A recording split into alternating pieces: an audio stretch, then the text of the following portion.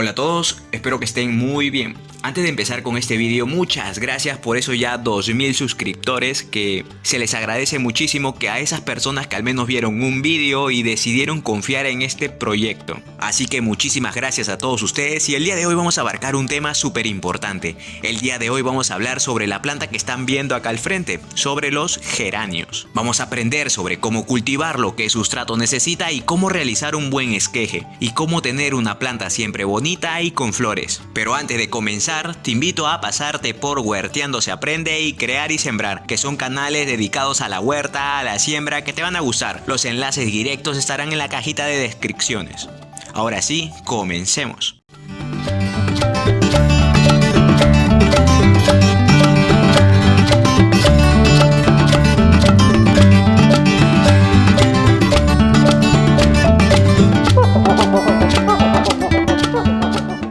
Como ya sabrán, el día de hoy vamos a abarcar el tema de los geranios, pero antes de eso hay que saber un poco de ellas. El geranio es una planta con el gen pelargonio, así que será nativa de Sudáfrica. ¿Y qué pasa cuando una planta es nativa de Sudáfrica? Es una planta ya adaptada al sol y con poco riego, y es por eso que el geranio en sus hojas, tallos y ramas va a almacenar líquidos. Entonces, con esta pequeña información ya sabemos que al geranio le va a gustar estar cerca al sol, estar con sol directo y todo eso, y va a tolerar la sequía.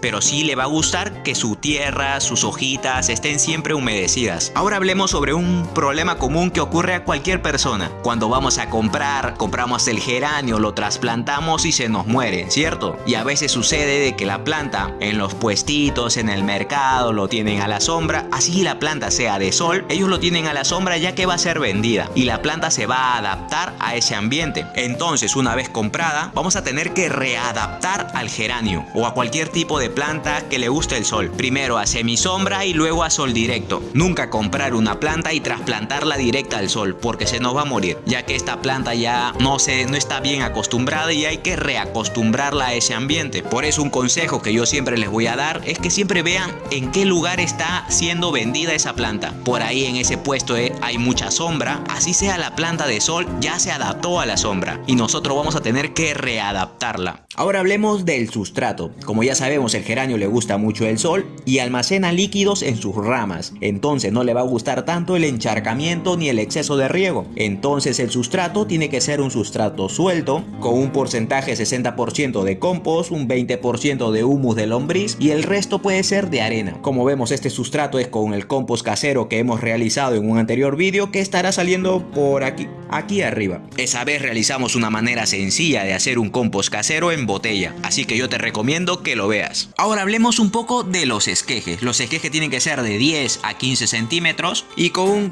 grosor aproximado de unos 3 milímetros. Como los que vemos aquí, simplemente le quitamos las hojas grandes y le dejamos algunas cuantas. El corte tiene que ser transversal y el último, acá tiene que haber una yema, ya que por aquí va a ser donde va a salir las raíces. Y acá viene un error común entre muchas de las personas. El esqueje de geranio tiene que ir directamente a la tierra y enterrar alguno de sus brotes. Acá, como podemos ver, acá es donde van a salir las raíces. En cada esquina, en cada brote nuevo donde va a salir las hojas, ahí van a salir ahora las raíces. Esas porciones, unas 2, vamos a enterrarlo en la tierra. Nunca dejarlo en agua, porque he visto que lo dejan en agua, pero no en raíz así.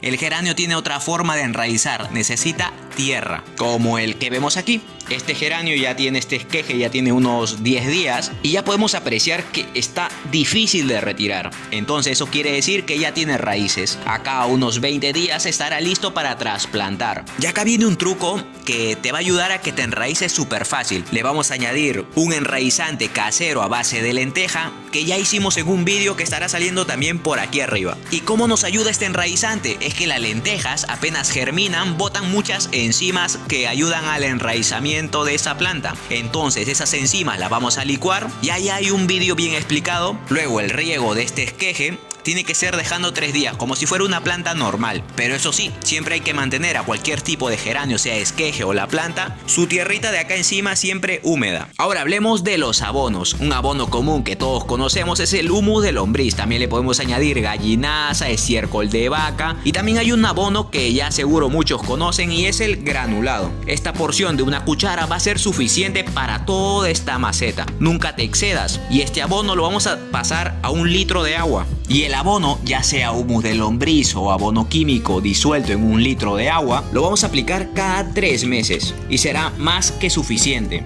Y si ustedes usan abono químico, siempre recuerden que la planta, el sustrato, siempre va a necesitar compost o humus de lombriz.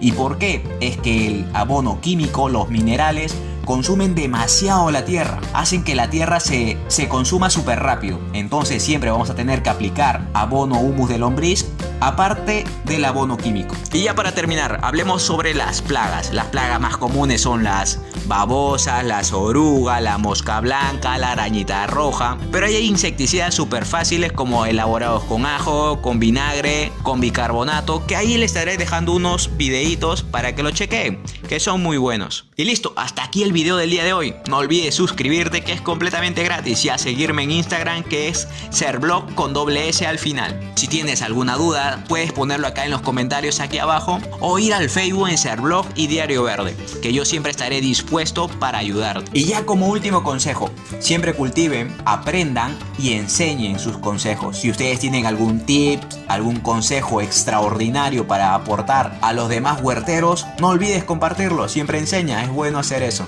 Nunca te guardes los secretos para ti solo, ya que la idea es que más personas sepan que es súper fácil tener plantas en casa. Así que huerteros, nos vemos hasta un siguiente video. Hasta luego. Bye.